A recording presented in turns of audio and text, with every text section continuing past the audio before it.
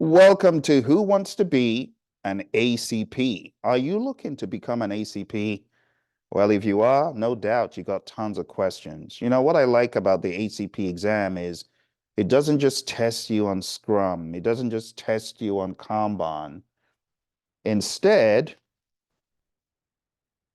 you got to know Agile all over.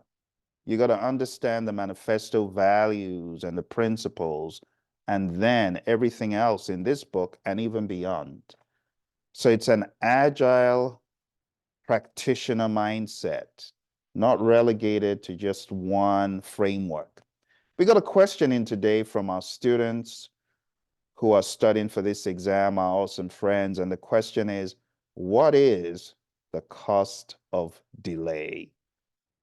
The cost of delay is really, in my mind, a mindset that every product owner and team member in an agile space should have. And the mindset is always looking at value from a time constrained perspective. When we take a look at value that you have to offer the client, the question should be, what is the impact if we delay getting this feature or this value, this functionality to the customer tomorrow, for example, or in a week? What is the cost for stretching the time factor out? There could be a cost. When you delay delivery of value, there could be a cost. There could be a penalty, a huge penalty. There could be huge ramifications. Perhaps in you delivering that product late to market, you're no longer the big kahuna, the first to market, the ones who they look at as, like the iPhone. When the iPhone came out first, BlackBerry was in a plume of smoke. But imagine if Steve Jobs, rest his soul, had passed the torch on to Tim and they were just coming out with the iPhone in 2024. There would have been a huge cost of delay, namely Android, namely Samsung. Samsung would have eaten the market whole. I don't think there would be anything left for Apple. Well, they're always the Apple fans, so I take that back. There would have been a tiny little piece of the market. But all I'm saying is there's a cost of delaying putting out the value. There's a cost in many instances of delivering to the customer. And that's why in the Agile Manifesto, it says our highest priority is to satisfy the customer through early and continuous delivery of valuable product.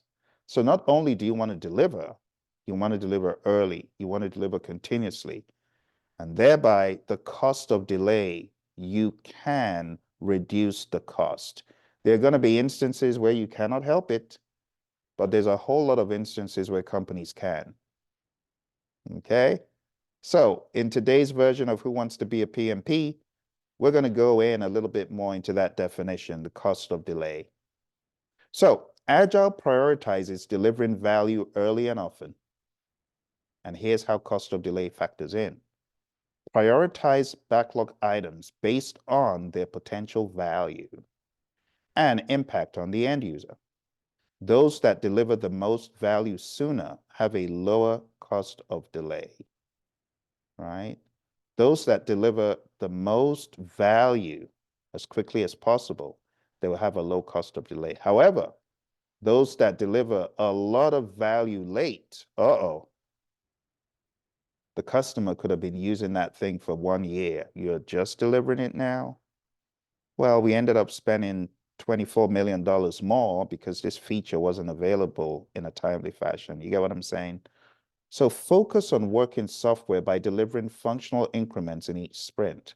This allows for early feedback and reduces the cost of fixing issues later in the development cycle. Embrace change as requirements evolve.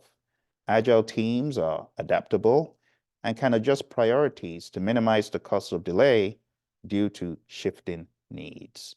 And this is an agile mindset. It's a perspective Okay? Think about it. If you had feature X, and feature X could deliver 20 million of value. This is where we are today. It could deliver $20 million of value today, which would be cost savings, yearly cost savings. You have an option of delivering it today, or if you could go back in your little time machine and if you could have delivered it in 2022, you could have delivered it in 2023. Think about the $20 million of value that you could have saved the company. You could have saved 20 million here. You could have saved 20 million here.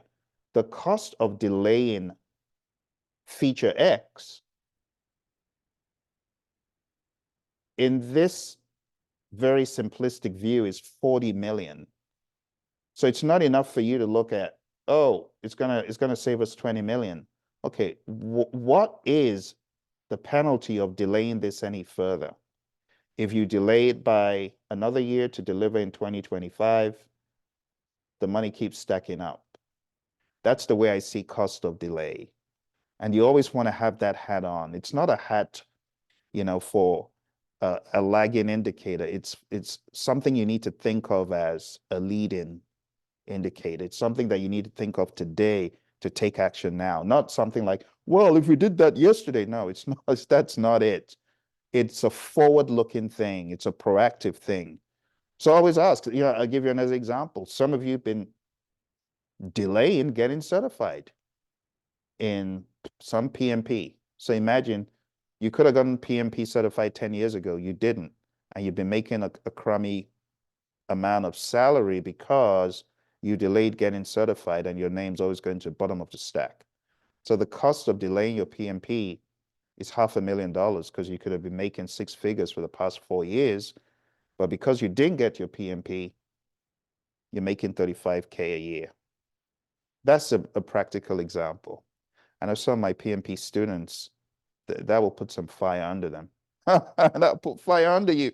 The cost of delaying the most relevant certifications can be huge. All right, I hope you enjoy this. It's Who Wants to Be an ACP? I hope you will be an ACP, those of you on the program. Let's go. Let's fix that date and let's kill it. I'll see you in the next episode.